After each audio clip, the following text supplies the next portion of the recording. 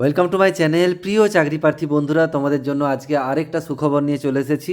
তোমরা প্রত্যেকেই জানো আমার এই চ্যানেলটা কিন্তু নতুন চ্যানেল। অলরেডি আমার দুটো চ্যানেল আগে রয়েছে। তার মধ্যে ম্যাথসের একটা চ্যানেল, কনসেপচুয়াল ম্যাথস উইথ দেশ স্যার, দেখতে পারো। চাকরির পরীক্ষার প্রচুর ভিডিও পাবে। তো এই চ্যানেলে কিন্তু নতুন যে চ্যানেলটা, বেসিক্যালি এটা এই জন্যই খোলা যে কম্পিটিটিভ এক্সামের ইনফরমেশানগুলো যাতে তোমাদের সহজে প্রোভাইড করতে পারি। তো অলরেডি যতগুলো চাকরির পরীক্ষার ফর্ম ফিল আপ এখন চলছে, সব ভিডিও বানানো হয়েছিল। পঞ্চায়েত দপ্তর নিয়েও একটা ভিডিও বানিয়েছিলাম কিছুদিন আগে। তো আর রেজিস্ট্রেশন যেহেতু শুরু হয়েছে, সেই জন্য ভাবলাম আরেকটা ভিডিও বানিয়ে দিই। তো তোমাদের কিন্তু পঞ্চায়েত দপ্তরে, ওয়েস্ট বেঙ্গল পঞ্চায়েত দপ্তরে যে নিয়োগ হওয়ার কথা ছিল, তার রেজিস্ট্রেশন অলরেডি শুরু হয়ে গেছে। এবার কত কি সিট রয়েছে সেটা আজকে আলোচনা করব। তার সাথে বলে রাখি যে টোটাল সিট, কোন জেলায় কতগুলো সিট রয়েছে, কোন বিভাগে কতগুলো সিট রয়েছে, এই রিলেটেড ভিডিও কিন্তু অলরেডি আমি পোস্ট করেছিলাম আমার এই চ্যানেলেই। দেখে নিবে তোমরা, একটু দেখে নিও, ওটা পেয়ে যাবে।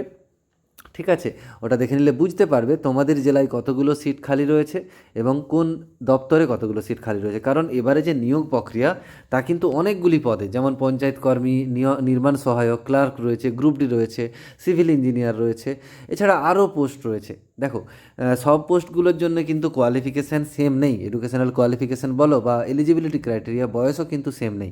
কোথাও হয়তো দেখা যাবে বয়স 18 থেকে 30-এর মধ্যে চেয়েছে, কোথাও হয়তো দেখা যাবে 24 থেকে 35-এর মধ্যে চেয়েছে। ঠিক আছে, বয়সের কিন্তু ভেরিয়েশন রয়েছে এবং তার সাথে এলিজিবিলিটি ক্রাইটেরিয়ার ভেরিয়েশন রয়েছে। কিছু কিছু চাকরি যেমন তোমার 8 যোগ্যতাই হয়ে যাবে, 8 পাস। কিছু কিছু মাধ্যমিক পাসে রয়েছে, কিছু কিছু উচ্চ মাধ্যমিক, কিছু কিছুর জন্য সিভিল ইঞ্জিনিয়ারিং করতে হবে, কিছু কিছুর জন্য ইলেকট্রিক্যাল ইঞ্জিনিয়ারিং করতে হবে এবং কিছু কিছুর জন্য গ্র্যাজুয়েশন করতে হবে। তো সেই রিলেটেড ভিডিও আরেকটা নিয়ে আসবো এখানে, কিছু কিছু সেই বিষয়গুলো আলোচনা করে দিচ্ছি।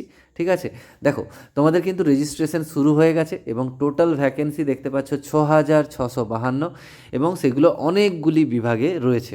এবার তোমাদের মনে হবে যে তাহলে কোনটার জন্য কি যোগ্যতা রয়েছে, সেগুলো নিয়ে পরপর আসছি। আগে রেজিস্ট্রেশন তোমরা কোথায় করবে, কিভাবে করবে, সেটা নিয়ে একটু আলোচনা করে দিই। দেখো, অফিসিয়াল ওয়েবসাইট খুললে প্রথমে কিন্তু এই নির্দেশিকাটা রয়েছে, দেখতে পাচ্ছ এখানে রয়েছে West Bengal panchayat recruitment management system. কি রয়েছে দেখো, বিশেষ নির্দেশিকা এখানে রয়েছে। বর্তমানে এই পোর্টালে শুধুমাত্র রেজিস্ট্রেশন এবং প্রোফাইল সম্পন্ন করা হয়েছে, শুধু রেজিস্ট্রেশন হবে। ঠিক আছে, রেজিস্ট্রেশনের মধ্যে কী কী আছে সেটা আমি আসছি। আগামী দিনে ডিস্ট্রিক্ট লেভেল সিলেকশন কমিটি ডিএলএসসি তাদের নিজ নিজ শূন্যপদ বিজ্ঞাপনের মাধ্যমে ঘোষণা করলে আবেদন করার প্রক্রিয়া শুরু হবে। আবেদন কিন্তু এখনও শুরু হচ্ছে না, আবেদনের কিছুটা অংশ আমরা করে রাখছি। ঠিক আছে, নিয়মিত আপডেটের জন্য পোর্টালটির দিকে নজর রাখতে বলা হচ্ছে। Skip for home. এবার দেখো, এখানে রেজিস্ট্রেশন রয়েছে।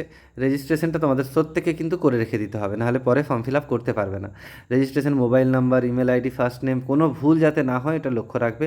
ইমেল আইডি এমন একটা দিবে যেটার পাসওয়ার্ড তোমরা জানো, মনে থাকে জানো। Date of birth, gender, password, confirm password, তারপরে এই ক্যাপচা কোডটা দিতে হবে।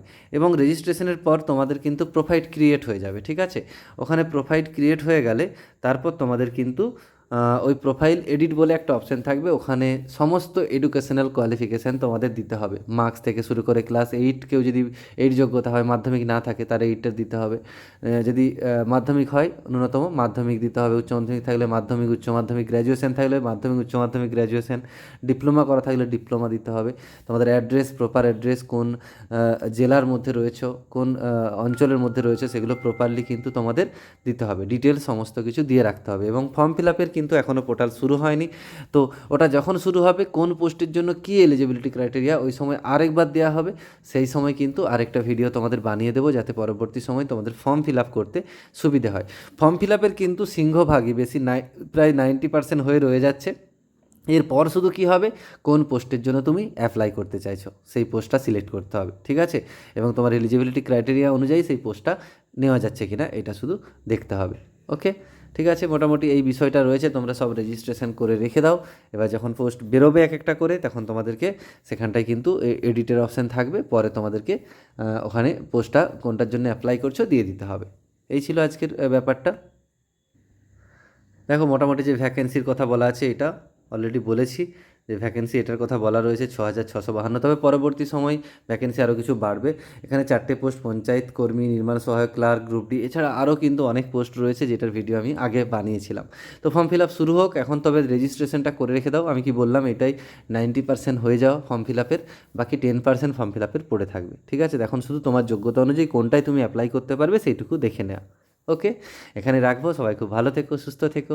অন্যান্য যে সমস্ত ফর্ম ফিল আপ হচ্ছে, যেমন WBP SI, WBP constable, lady constable, এসআইটা কাল থেকে শুরু হবে মোস্ট প্রবাবলি। কনস্টেবলগুলো চলছে, লেডি কনস্টেবলগুলো। এছাড়া কলকাতা পুলিশের এসআই কনস্টেবল চলছে, কলকাতা পুলিশের সরি কনস্টেবল লেডি কনস্টেবল চলছে। কলকাতা পুলিশের কনস্টেবল লেডি কনস্টেবলে কিন্তু দুটো পরীক্ষা, প্রিলি হচ্ছে, মেন হচ্ছে, তারপর পিএমটি পিইটি মাঠটা থাকছে, তার সাথে ইন্টারভিউ। কিন্তু ওয়েস্ট বেঙ্গল পুলিশের এসআই সরি কনস্টেবল এবং লেডি কনস্টেবল যেটা আছে, সেখানে কিন্তু শুধু প্রিলিমস পরীক্ষা হচ্ছে, মেন হচ্ছে না, প্রিলিমস, তারপরে মাঠ, তারপরে ইন্টারভিউ। ওকে, তোমরা ফর্মগুলো ফিল আপ করে নিও, অলরেডি আমার চ্যানেলে রয়েছে, পেয়ে যাবে। এখানে রাখলাম। Thanks for watching.